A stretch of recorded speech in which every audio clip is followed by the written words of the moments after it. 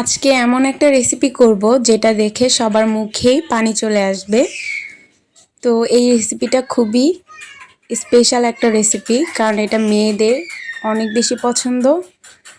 তো সবার প্রথমে নিয়ে নিলাম একটা কাঁচা আম। কাঁচা আমটাকে আমি 4 ভাগে ভাগ করে নিব। আর অবশ্যই আমটাকে আগে ভালো করে ধুয়ে নিতে হবে। এখন যে গরম পড়েছে, আপনারা এই গরমের মধ্যে এই জিনিসটা বানিয়ে খেতে পারেন কাঁচা আম দিয়ে কিংবা লেবু দিয়ে।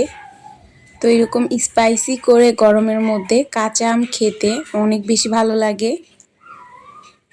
তো আমটাকে আমি 4 ভাগে ভাগ করে নিয়েছি। এবার আমি এটার মধ্যে দিয়ে দিব বিট লবণ, গুঁড়া মরিচ আর দিয়ে দিব শুকনো মরিচের গুঁড়ো।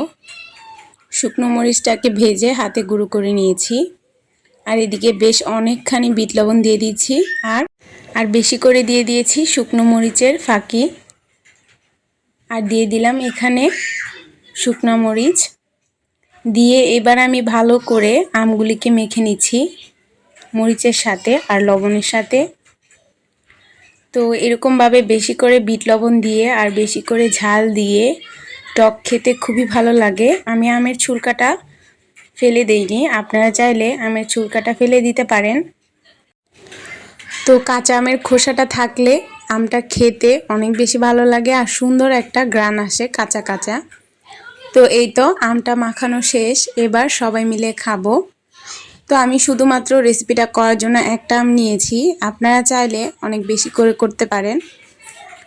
তো এই তো এবার আমরা 3 বোন মিলে খেয়ে নিচ্ছি। আমরা 3 বোনই ছিলাম এখানে, যার কারণ একটা আম দিয়েই করেছি।